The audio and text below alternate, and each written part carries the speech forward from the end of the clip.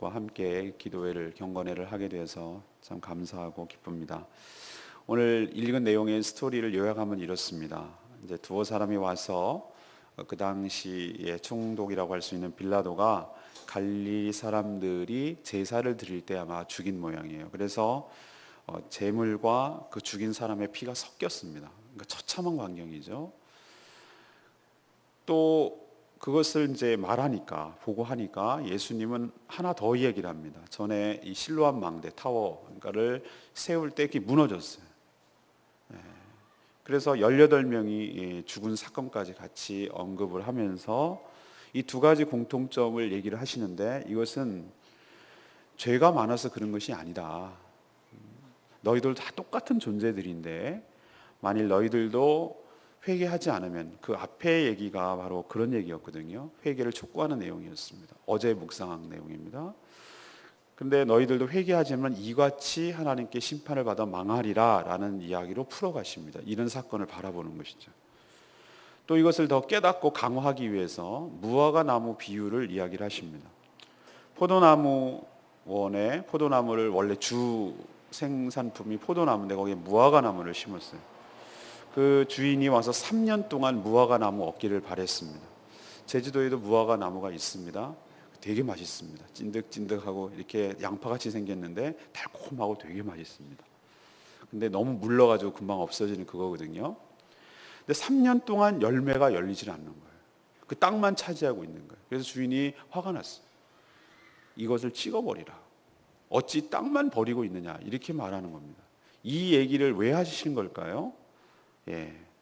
회개하지 않으면, 열매가 없으면, 회개에 합당한 열매가 없으면 땅만 버리는 꼴이 되기 때문에 주인의 노여움 때문에 심판을 당할 수도 있다라는 것을 경고할 겸, 회개에 합당한 열매를 맺으라고 촉구할 겸 하기 위해서 이 비유를 얘기하시는 것이죠. 하지만 그 포도원 지기가 있습니다. 이거 나중에 또 설명하겠지만 바로 예수 그리스도를 의미합니다. 그 땅 주인에게, 하나님에게 한 번만 더 봐달라고 얘기합니다. 1년만 더 유예하게 해주십시오. 1년 동안에 제가 땅도 파고 거름도 주고 더 잘 가꾸겠습니다. 1년 뒤에 그래도 열매를 안 맺으면 그때 찍어버리시고, 만약 열매를 맺으면 좀 봐주십시오.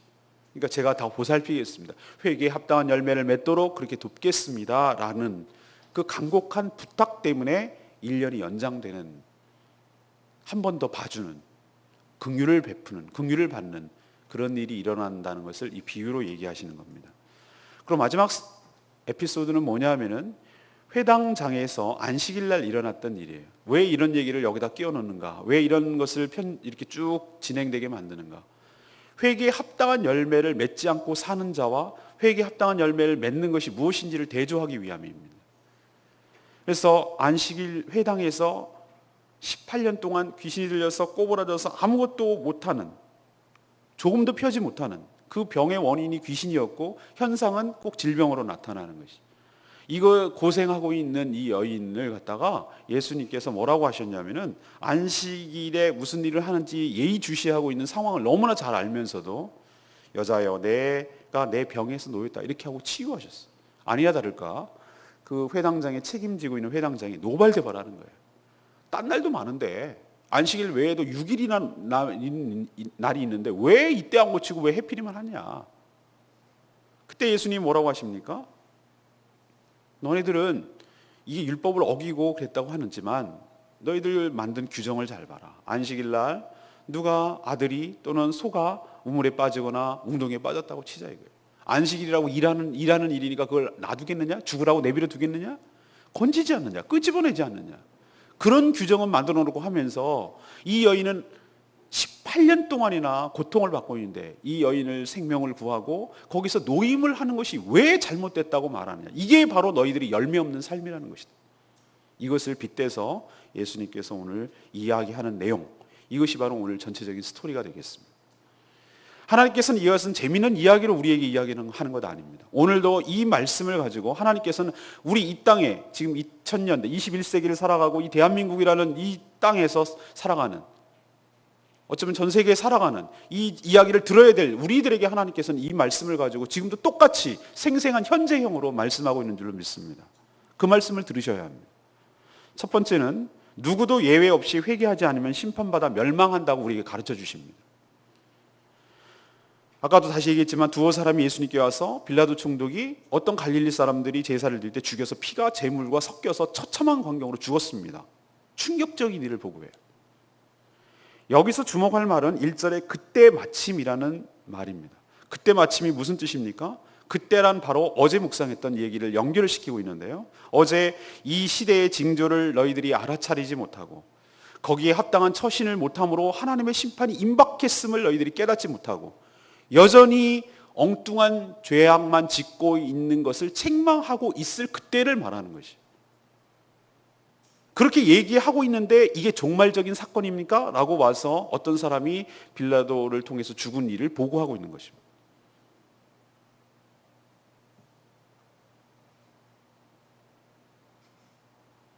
종말이나 일어날 법한 충격적인 사건을 예수님께 보고하자 예수님은 더 충격적인 말씀을 하세요. 너희도 만일 회개하지 않으면 다 이와 같이 망하리라. 이게 3절의 얘기입니다. 너희도 예외가 아니라는 것이죠. 곁들여서 전에 망대가 무너져가지고 실로암 망대가 무너져서 18명이 한꺼번에 죽은 일도 같은 맥락에서 봐야 될 것이다. 자, 그러면은 우리 시대로 바꿉시다. 최근에 우크라이나에서 말레이시아 민항기가 지금 반군으로 추정되는, 러시아의 지원을 받는 반군으로 추정되는 미사일에 격추가 됐어요. 한 사람도 살지 못하고 다 죽었어요. 그는 민항기가 다니는 고도 만천, 그 고도를 다녔어요. 안전하게 항로로 다녔어요. 그걸 군용기로 알았던 어쨌든 간에 그것을 격추했어요. 우리는 100일 전에 제주도로 오는 세월호 배가 그렇게 잠겨가지고 처참하게 그렇게 많이 죽을 거라고 상상도 못했어요. 이 시대나 그 시대나 똑같다는 제가 얘기를 드리는 겁니다. 근데 우리는 말은 안 하고 어머 불쌍하고 어떡하니? 라고 말하면 이면에, 그 뒷면에 어떤 마음이 깔려 있습니까? 아니라고 생각하지만 큰 재난과 불행을 당하는 거 보면서 혹시라도 저 사람들이 뭔가 큰 죄가 있어서 우리보다 죄가 더 많아서 하나님께서 이렇게 대가를 치르고 심판을 받는다라고 생각할 수도 있어요. 왜? 예수님 당시도 그렇게 생각하는 경향이 있었으니까. 그러면서 자신은 상대적으로 그렇게 처참하게 죽은 사람보다 죄가 작거나 죄가 없다는 어떤 예외의식, 나는 아니야, 난 해당 사항 없어 라는 그런 의식과 동시에 안도감을 느끼는 것이죠. 나는 잘 빠져나왔어, 나는 운이 좋아, 럭키해, 나는 해당 사항 없어 라고 그렇게 생각하는 경향이 있다는 것이. 이렇게 생각하는 것에 잘못된 생각에다가 찬물을 예수님이 확 끼얹는 거예요. 그 생각이 얼마나 틀렸는지를 탁 깨버리는 것이. 그 사람들이 죄가 많아서 저렇게 됐다고? 천만의 말씀. 너희도 똑같이 죄가 많은 죄인인데, 너희도 예외가 없는데, 너희도 만약에 회개할 기회를 놓친다면, 이 시대를 지금 기상이 어떻고 남풍이 불면 뜨거워지고 뭐 이렇게 되면 태풍이 올 것이고 이런 것들은 엄청나게 발달하면서 잘 분별하고, 어디 가면 돈을 벌고 어떻게 하면 투자하면 하고, 이런 것에 너무나 돈 냄새는 잘 맡으면서 이 시대가 지금 어떻게 진행되고 있고, 하나님께서 종말이 임박하고 예수님께서 다시 재림이 임박하고 우리 개인적인 죽음이 어떻게 당할지도 모르는 개인적인 종말도 임박하고 있는데도 여전히 이렇게 촉구하고 있음에도 불구하고 회개하지 않는다면 기회를 상실하고 이르는 사람들처럼 하나님의 심판을 받아 죽을 수도 있다라는 것을 너희들이 왜 깨닫지 못하느냐라는 것입니다. 우리가 하나님 앞에 이 음성을 첫 번째로 들어야 됩니다. 우리도 죄인입니다. 우리가 안 죽었다고 해서, 우리가 사고를 당하지 않는다고 해서 우리가 죄가 없어서가 아니라는 것이, 하나님께서 한 번 더 기회를 주시고 유예시켜 주시고 긍휼히 여겨 주시고 우리를 참아 주시고 기다려 주시고, 그래서 우리가 오늘도 목숨 버텨가며 살고 있다는 사실을 기억하시길 바랍니다. 또 한 번, 불행을 당하고 있는 사람들에서 그렇게 말하지 마세요. 상처에다가 소금을 뿌리는 거랑 똑같아요. 저는 그저께 그 세월호 특별법을 제정을 촉구하면서 단식 농성을 하고 있는 그 현장에 가서 보수단체 무슨 어머니 회인가 뭔가 와가지고 막 반대 시위를 하는 거예요. 왜 무슨 죽었는데 계속 똑같은 말 하는 것도 지겹다, 왜 의사자로 지정해달라고 하느냐, 전 이 말을 하는 사람들을 보고 이게 진짜 과연 우리나라 같은 사람인가라는 생각이 들고 너무너무 충격받았어요. 적어도 나랑 상관없다고 하더라도 그렇게 하면 안 되는 거예요. 마치 나는 의롭고, 나는 상관없고, 나는 괜찮고, 나는 늘 안전하게 살아가고, 나는 저 사람들과 전혀 다른 사람이라고 생각하는 그게 얼마나 위험한 생각인가, 잘못된 생각인가에 대해서 우리는 오늘 말씀을 통해 처절히 깨닫고, 우리도 자신을 돌아보고, 나 자신도 얼마든지 하나님 앞에 벌써 죽을 인생인데 하나님의 은혜로, 긍휼하심과 불쌍히 여기심으로 우리가 살아가고 있다는 사실을 명심하고 하나님 앞에 참다운 회개하고 회개에 합당한 삶을 살아가는 저와 여러분 되기를 소망합니다. 두 번째 얘기는 뭡니까? 하나님은 우리가 회개할 때까지 충분한 기회를 주십니다. 그럼 하나님은 회개치 않으면 가차없이 기다렸다는 듯이 바로바로 즉각 번개 내리듯이 그런 식으로 심판하십니까? 우리가 제주도에 타고 오는 그 비행기를 갖다 격추시켜서 금방금방 이렇게 처치하십니까? 그렇지 않다는 것을 깨닫게 하기 위해서 오늘 비유로 예수님께서 이야기를 하세요. 그 비유가 바로 포도원의 나무, 무화과 나무 비유예요. 포도원에 왜 무화과 나무를 심었을까요? 포도를 심어야지. 왜? 주인은 포도가 주 메인이지만 무화과 나무 열매를 먹고 싶은 거예요. 그래서 포도가 다 있지만 그 중에 특별하게 무화과 나무를 심고 관심을 갖는다는 뜻이에요. 그 열매를 기대했다는 것이죠. 그런데 무려 3년을 기다려줬어요. 3년 동안 아무런 기다려도 열매가 없는 거예요. 무화과 나무가 안 열리는 거예요. 열매 맺기에 이게 충분한 시간 의미합니다. 이 3년이라는 것이 그럼 3년 만에 그럼 열매가 맺나요? 이런 의미가 아니라 여기서 이 말하려고 하는 의미는 열매를 맺을 수 있는 충분한 기회를 줬다는 것을 의미해요. 회개할 수 있는 충분한 기회를 줬다는 것을 의미해요. 그런데 아무런 열매가 없자 주인이 찾아왔어요. 그리고 포도원 지기가 뭐라 그러냐면은 왜 땅만 버리느냐. 찌가 없애고 다른 걸 심든지 포도를 심든지 다른 거래요. 땅만 차지하고 있고 다른 것도 못하게 하고 회개의 열매를 맺지 않는다라고 분노하셨어요. 그러자 포도원이 지기가 뭐라고 합니까? 자신이 정성껏 돌볼 테니 금년만 심판을 유보해달라고, 찍어버리는 것을 유보해달라고 막 간절히 애원합니다. 이건 누가 봐도 주인은 하나님이시고 포도원 지기는 예수님이고 무화과 나무는 바로 우리를 의미한다는 것을 알 수 있어요. 그리고 그 당시에 이 이야기를 들어야만 유대인들이라는 것을 누가 봐도 알 수가 있어요. 이 비유를 보면 하나님은 우리에게 즉각 심판하신다고 생각하지 않습니다. 우리에게 충분히 기다려주시고 충분히 회개에 합당한 열매를 맺을 수 있는 시간과 기회를 우리에게 주시는 줄로 믿습니다. 그러니 우리가 핑계를 댈 수가 없다는 거예요. 그러니 우리는 심판을 받아도 할 말이 없는 존재입니다. 그러나 우리가 지금도 숨쉬고 먹고 살고 있고 살아가는 이유는 딱 한 가지예요. 우리를 위해서 하나님 우편에서 중보하시는 예수 그리스도 때문에 우리가 살고 있는 줄로 믿습니다. 하나님께서 우리 우편에서, 예수님께서 하나님 우편에서 우리를 위해서 간절히 기도하고 있어요. 하나님 아버지여, 저를 봐서 조금만 기다려 주십시오. 제가 저 회개하지 않은 죄인을 죄값을 치르느라고 십자가에 죽지 않았습니까?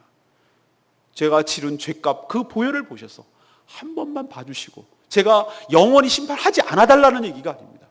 제가 돌보고 회개할 기회를 촉구하고 또 다양한 기회를 접촉해서 그를 깨우치고 깨닫게 할 터이니 한 번만 봐주십시오.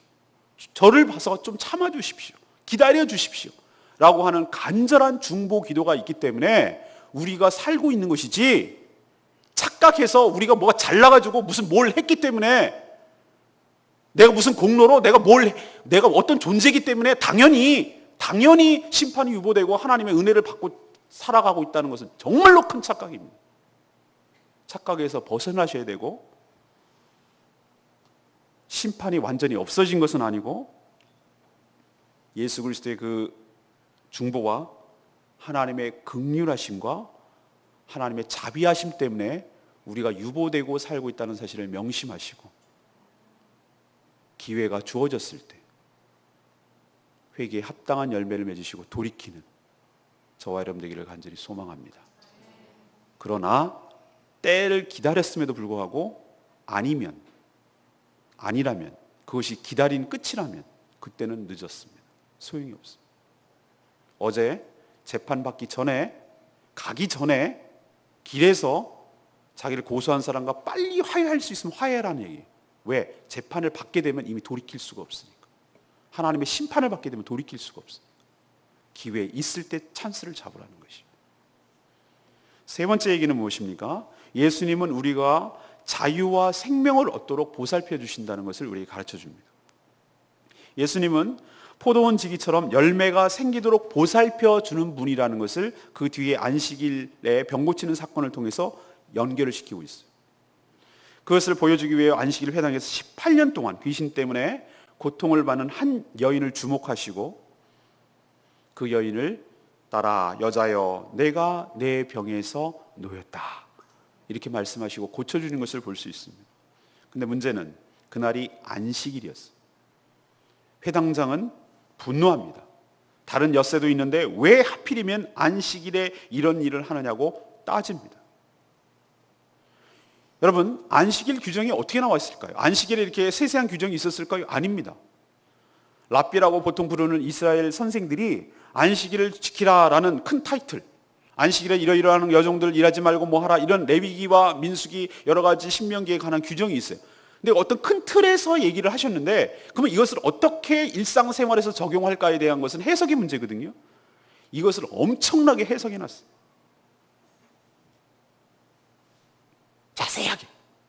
그럼 어디까지 걷는 것이 일이고 어디까지 걷지 않는 것이 일이 아니다, 이런 것까지 정해놨어요. 예를 들면 3km 이상 걷는 것은 일이에요. 걷는 일. 3km 이내로 걷는 것은 이건 일상적에서 생활 생존을 위해서 하는 거예요. 이런 식으로 다 세세하게 만든 거예요. 이건 하나님의 뜻이 아니에요. 자기들이 만든 거예요. 그럼 예수님이 반론을 펴기 위해서 그들이 말했던 논리로 지금 얘기하고 있는 거예요. 그들이 정해놨던 논리로. 어떤 논리? 자, 너희들 안식일 내가 오겠다고 얘기를 하는데 너희들 잘 봐봐라. 안식일 날에 만약에 오늘 외양간에 있는 소, 나귀 이런 것들을 외양간에서 안식일이라고 해가지고 굶기냐? 일한다고? 그렇지 않잖냐. 외양간에 풀어가가지고 어떻게 하죠? 가서 물을 먹여야 될 거 아니냐. 물을 먹이잖아 너네. 그럼 너네 그걸 일했다고 말하고 있느냐? 그런 일은 자연스럽게 하면서. 왜? 그들은 재산을 엄청나게 소중하게 여기기 때문에, 가축들은 말을 못하기 때문에 만약에 주일날이 아니에요. 근데 안식일이죠. 안식일이라고 해서 물을 안 먹이잖아요. 그러면 가축들은 어떻게 돼요? 죽을 수도 있는 거예요. 그러니까 그들은 이걸 일이라고 여기지 않는다고 규정을 만들었어요. 그렇게 짐승도 배려를 하고 짐승도 죽지 않으려고 챙겨주고 그렇게 먹이고 그렇게 하는데, 너희들은 지금 정작 짐승보다 훨씬 더 중요한 한 여인, 그것도 하루도 못 참아가지고 하루만 하면 그 다음날부터 물을 먹일 수 있는데 그것도 꼬박꼬박 먹이고 있는 너희들이 18년 동안 사단에게 매여서 산 이 여인을 풀어주는 것에 대해서 왜 시비를 걸고 왜 합당치 않다고 얘기를 하느냐, 이렇게 자기들의 논리를 가지고 예수님이 반론을 하고 있는 것을 볼 수가 있습니다. 회당장처럼 안식일에 일하는 것이 안식일을 어긴다라고 생각하는 사람들은 오늘 마지막 17절에 보니까 부끄러움을 다 당했어요. 그리고 다른 무리들은 오히려 이렇게 하는 것에 대해서 하나님께 영광을 돌리고 하나님께 찬양과 감사를 드리고 있는 것을 볼 수가 있습니다. 자, 그러면은 우리는 안식일이든 안식일이 아니든 그것을 보다 더 우리가 신경 쓰고 더 가치를 높게 생각해야 될 가치가 무엇입니까? 그것은 바로 예수님께서 말씀하시고 예수님이 하셨던 일입니다. 생명을 살리고 그 살린 생명에게 자유를 주고 그 생명이 생명답게 살아가도록 하는 것, 이것이 바로 안식일에 일하는 규정보다 훨씬 더 위에 있는 중요한 가치인 줄로 믿습니다. 안식일이 왜 필요합니까? 우리에게 왜 안식을 줍니까? 우리가 안식일을 위해서 안식일이 필요합니까? 우리가 안식일을 위해서 존재하는 자입니까? 아니요. 안식일은 바로 우리를 위해서 존재하는 것입니다. 하나님께서는 우리를 위해서 안식일을 만드시. 하나님은 피곤치도 않은 분이에요. 주무시지도 않고 피곤치도 않은 분. 하나님이 쉬시기 위해서 안식을 만든 분이에요. 하나님은 영이십니다. 그분은 항상 일할 수 있는 분이에요. 그러나 우리에게 안식을 주신 것은 철저하게 우리를 위한 것입니다. 안식을 소망하게 되고 안식을 기다리게 하고 그것을 꿈꾸게 하고 그리고 진정한 안식을 누리게 하기 위한 우리를 위한 하나님의 놀라운 안전장치이고 배려입니다. 만약에 안식조차 없이 살아간다면 우리는 금방 죽게 되고 피폐한 삶을 살아갈 수밖에 없을 것이에요. 그럼 누가 누구를 위해서 존재하는 겁니까? 우리가 안식일을 지켜야 되기 때문에 우리가 존재하는 겁니까? 아니요. 안식일은 우리를 위해서 존재하는 것입니다. 그 원리를 여기다가 적용한다면, 자, 그렇다면 우리의 생명을 살리고 그 생명을 풍성하게 하고 그 생명이 자유롭게 하는 것이 바로 안식일의 기본 정신인 줄로 믿습니다. 안식일 그 자체를 올가매고 하지 않도록 하는 것이 안식일의 정신이 아니고, 안식일의 정신은 우리의 생명을 풍성하게 하는 것, 이것이 안식일의 정신인 줄로 믿습니다. 더 나아가서 이것이 바로 방금 전에 말했던 회개에 합당한 열매인 줄로 믿습니다. 이렇게 살라는 거예요. 안식일을 어겼다고 정죄하고 비난하고 이렇게 꼬투리 잡는 것이 아니고, 안식일에 선한 일을 하고 생명을 살리고 풍성하게 하는 일을 하고 사는 것이 바로 예수님께서 말하는 뭐죠? 열매를 맺고 회개에 합당한 열매를 맺고 살아가는 태도다라는 것을 가르쳐주고 있습니다. 우리도 율법과 전통에 매여서 생명을 살리고 풍성하게 하고 자유롭게 하는 일에 반대한다면 그것은 바로 회개를 거부하고 회개에 합당한 열매를 맺고 사는 삶이 아니라는 것을 우리에게 가르쳐주고 있는 줄로 믿습니다. 저에게 주신 레마의 말씀 15절 말씀입니다. 아까도 조금 말씀드렸지만, 외식하는 자들아 너희가 각각 안식일에 자기의 소나 나귀를 외양간에서 풀어내 이끌고 가지 않겠냐. 외식하는 자들이라 이렇게 예수님은 규정하고 책망하셨어요. 이들의 이중성 때문에 그렇습니다. 말 못하는 가축은 물을 먹으면서 당장 죽을 수 있는 이 재산상의 손해 때문에 그렇게 하는 것이죠. 근데 안식일에 대해서는 이렇게 안식일에도 이렇게 짐승에 대해서는 관대하게 돼 있다 이 말이죠. 근데 정작 가축보다 더 귀한 사람에게는 안식일 규정을 내세워서 생명을 살리고 풍성하게 하는 일에 인색한 것을, 이중적인 태도를 두고 외식하는 자라고 지칭한 것입니다. 그래서 아까도 말했지만, 아 그렇구나, 우리는 안식일이 주일은 아니지만 주일날 저도 굉장히 보수적이고 그런 돈 쓰는 거, 말도 참, 공부하는 거 이거 있을 수가 없는 얘기. 그렇게 엄격하게 했어요. 내일이 시험인데 12시 넘어서 공부를 시작했어요. 토요일 12시 딱 되면 덮어놓고 주일을 지켜야 됐어요. 그런데 지금 와서 돌이켜보니 그렇게 배운 건 참 좋아요. 그런 정신을 살려야 돼. 그런데 왜 그렇게 하는지 모르고 맹목적으로 했던 것 같아요. 사랑하는 여러분, 그렇게 하는 이유가 우리가 하나님을 신뢰함으로 그날만큼이라도 우리가 공부해서 돈 버는 것에서 자유를 주기 위한 하나님의 놀라운 은혜의 방편이었다는 것을 깨닫고 나니 그것이 이해되더라 이 말이죠. 그것을 설명하고 그렇게 하라고 해야지, 그냥 무조건 율법적으로 규정하고 안 된다고 강요하는 것은 옳지 않아요. 우리도 그러면은 이 회당장처럼 반응을 보일 수가 있어요. 그러니까 여러분, 왜 주일을 거룩하게 지켜야 됩니까? 이것은 주일이 우리를 지켜주는 것이기 때문에 그렇습니다. 우리가 주일을 지키는 것이 아니라 주일이 우리를 지켜주시고 우리를 풍성하게 하고 우리에게 은혜를 주시고 하나님의 축복을 받는 날이기 때문에 우리가 주일을 지켜야 될 줄로 믿습니다. 그럴 때 외식하는 자가 아니라는 것을 우리에게 가르쳐주고 있는 줄로 믿습니다. 오늘 말씀을 통해서 세 가지 하나님께서 우리에게 얘기하십니다. 첫 번째는 누구도 예외 없이 회개하지 않으면 어떻게 된다? 심판을 받을 수 있다. 그러니 그런 식으로 말하면 안 되고 우리도 예외가 아닌 죄인이라는 사실을 깨닫고 회개하라는 것이죠. 두 번째는 하나님께서 우리에게 회개할 때까지 충분한 기회를 주신다는 것이, 그러니 억울해할 것도 원망할 것도 없다는 거예요. 그러나 그 기회를 살리지 못한다면, 끝까지 하나님께서 우편에 계신 예수님의 중보 기도함에도 우리가 유예받고 있는데, 그래서 우리가 살고 있는데 그것조차도 발로 찬다면 우린 더 이상 찬스가 없다는 사실을 우리에게 깨닫게 하고 있는 줄로 압니다. 마지막 세 번째는 무엇입니까? 예수님께서 회개에 합당한 열매를 어떻게 사는 것이 회개에 합당한 열매인가? 바로 생명을 살리고 생명을 풍성하게 하고 그 생명이 자유롭게 하는 것, 이것이 바로 합당한 회개의 열매고 그게 제대로 사는 것이고 그것이 바로 주님의 기쁨을 위해서 사는 것임을 우리에게 가르쳐주고 있는 줄로 믿습니다. 오늘 하루 이 말씀을 듣고 각자 어떻게 적용하며 어떻게 실천해야 될 것인가는 여러분의 몫입니다. 그러나 오늘 한 귀로 듣고 한 귀로 흘리지 마시고 오늘 이 말씀이 나의 구체적인 삶으로 실현되기를 원합니다. 그때 말씀이 여러분의 삶을 지배하는 것이고 말씀이 여러분의 삶을 이끌어가는 삶이 되고, 그렇게 될 때 하늘의 축복이 여러분의 삶에 구체적으로 실현되고 나타나게 될 줄로 믿습니다. 이것이 말씀의 축복이며 은혜입니다. 오늘도 이 말씀 붙들고 승리하시는 복된 하루 되기를 간절히 축원합니다. 오늘 말씀 붙들고 기도하기 전에 우리 312장 찬양지 부르고 기도하겠습니다.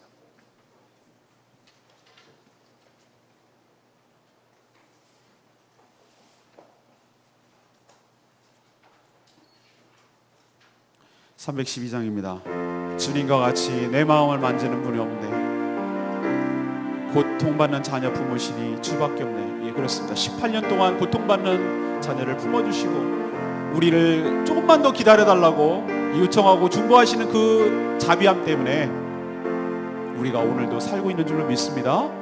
오늘 주님 마음 생각하면서 이 찬양 말씀 생각하면서 같이 부르겠습니다.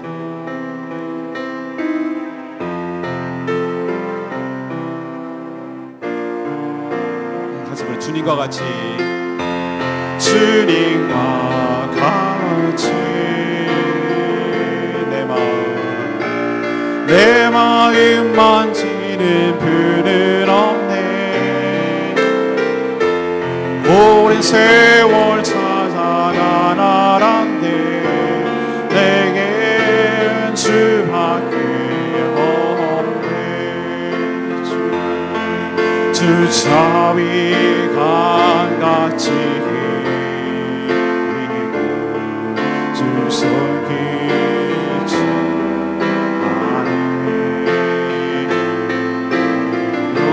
고통받는 자녀 부르시네. 주밖에 없네. 주님과 같이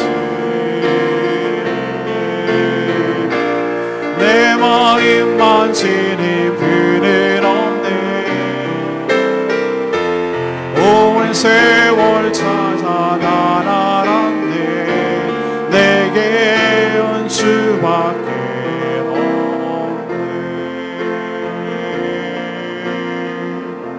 주밖에 없는 줄로 믿습니다. 주의 자비하심 그리고 예수님의 충고하심 그 긍휼하심 때문에 우리가 오늘도 살고 있는 줄로 압니다. 우리가 잘나서 우리가 뭘 해서 사는 줄로 착각하지 않게 하시고 남들의 고통이 죄가 많아서가 아니라 똑같은 죄인인데 우리를 더 참아주시는 은혜 때문에 우리가 살고 있는 줄 생각하시고 함부로 말하지 마시고 함부로 비난하고 정죄하지 마시고 나는 예외라고 안도하지 마시고 하나님 앞에 회개에 합당한 열매를 맺고 그것이 바로 생명을 살리고 자유를 주고 풀어주고 생명을 생명답게 하는 것이 바로 합당한 삶인 줄 여러분 생각하시고 하나님 내가 오늘 어떻게 살아야 되겠습니까? 하나님 앞에 간구하며 기도하는 시간 갖도록 하겠습니다. 다 같이 주님 외치고 기도하는 시간 갖겠습니다. 주의 아버지 하나님 아버지 주님 그렇습니다. 하나님 누구도 예외 없이 회개하지 않으면 하나님의 심판을 받아 멸망할 수밖에 없음을 우리에게 깨닫게 해주니 감사합니다. 그들이 죄가 많아서 그렇게 당한 줄 아느냐? 너희도 예외가 아니라 너희도 만일 회개하지 않으면 다 이와 같이 망하리라. 하나님 이 두렵고 떨리는 말에 우리가 찔림을 받게 하여 주시옵시고 잘못된 생각을 고치게 하여 주시옵시고 우리도 똑같은 죄인인데 예수님께서 중보하시고 하나님께서 긍휼히 여겨주셔서 오늘도 살고 있는 줄로 깨닫게 하여 주시옵소서. 바로 우리가 바로 열매가 없는 무화과나무로 살아가고 있습니다. 땅만 버리고 3년까지 지금 기다려주신 하나님의 은혜가 있는 줄도 모르고 1년 동안 더 기다려달라고 하는 예수님의 간절한 중보기도 때문에 우리가 살고 있는 줄도 착각하고 그 1년마저 다 되어가고 있는데도 여전히 깨닫지 못하고 하나님 열매를 맺을 기회를 상실하고 있는 것은 아닌지 하나님 다시 우리를 살펴보게 하여 주시옵소서.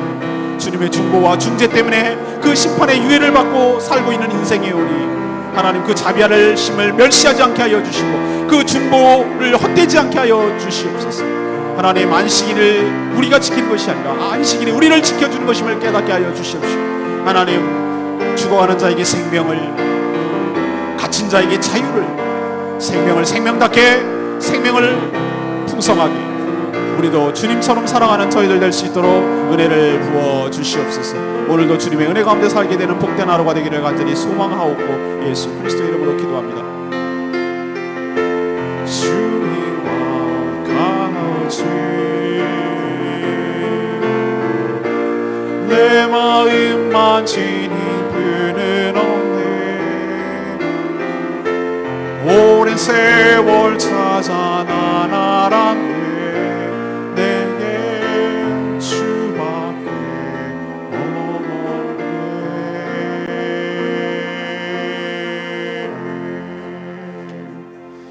하나님 저희도 지금 일어나고 있는 큰 재난들을 보면서 자신이 당사자가 아닌 것에 안도하며 은근히 그런 희생자들이 죄가 커서 그런 것처럼 함부로 판단하고 정죄하고 생각할 때가 많습니다. 그것이 아님을 깨닫게 해주시니 감사합니다. 저희 역시 똑같은 죄인이며 저희 역시 회개치 않을 경우 심판받아 망할 수 있음을 깨닫게 하시고 기회를 주셨을 때 회개에 합당한 열매를 맺고 살게 하여 주시옵소서. 하나님께서 무화과 나무처럼 우리에게 충분한 회개를 기회를 주시고 기다리고 계신 줄로 믿습니다. 그럼에도 회개에 합당한 열매가 없는 저희들을 당연히 찍어버리셔야 마땅함에도 보던지기에 간절한 중보, 그리고 저희를 긍휼히 여기신 하나님의 자비하심, 이것 때문에 한 번 더 기회를 받고 있는 모습을 깨닫게 하여 주시옵소서. 그러나 그 기회가 점점 타들어가고 있고 그 기회마저도 지금 다 되어가고 있음을 깨닫게 하여 주시고, 하나님 기회가 주어졌을 때 돌이키게 하시고 회개하게 하시고 하나님의 뜻이 무엇인지 온전히 분별하게 하시고 회개하는 삶을, 또 회개의 삶을, 회개에 합당한 삶을 사는 저희들 되게 하여 주시옵소서. 저희도 주님처럼 생명을 살리고 그 살린 생명에게 자유를 주는데 힘쓰는 삶을 살게 하여 주시옵소서. 전통과 규정의 얽매임으로 인하여 회당장 같은 태도를 보이지 않게 하여 주시옵소서. 생명을 살리는 일, 생명에게 자유를 주는 일, 이게 주님이 하셨던 일이고 우리가 해야 될 일임을 알게 하셨어. 오늘 하루 여기에 포커스를 두고 실천하는 저희들 될 수 있도록 은혜를 부어 주시옵소서. 우리 선교사님 자녀들, 하나님 제주도에 비전 트립을 오게 하시니 감사합니다. 하나님 전국 세계 각지에서 부모님들 따라 이렇게 멀리 나가 있다가 정말 조국이 다시 모여서 이렇게 좋은 기회를 주신 것 참 감사합니다. 이 동안에 하나님 위로하여 주시옵시고 좋은 것 보게 하시고 하나님께서 격려하여 주시옵시고 이들의 마음과 상처를 하나님께서 다 감싸 주시옵시고 이들에게 정말 기쁨과 자유와 행복을 줄 수 있도록 좋은 기회가 되게 하여 주시옵소서. 오늘 하루 다니는데 어려움 없게 하여 주시옵시고 제주도에 좋은 것을 다 보고 치유하고 힐링되는 하나님 역사가 일어나게 하여 주시옵소서. 우리 성도들 간절히 중보하며 기도하고 나갈 때 하나님께서 축복하시고 그 간구하는 기도 모두 들어응답하여 주시기를 간절히 소원하옵고 예수 그리스도의 이름으로 기도합니다. 아멘. 개인 기도 드리겠습니다. 우리 학생들은 조용히 뒤로 나가서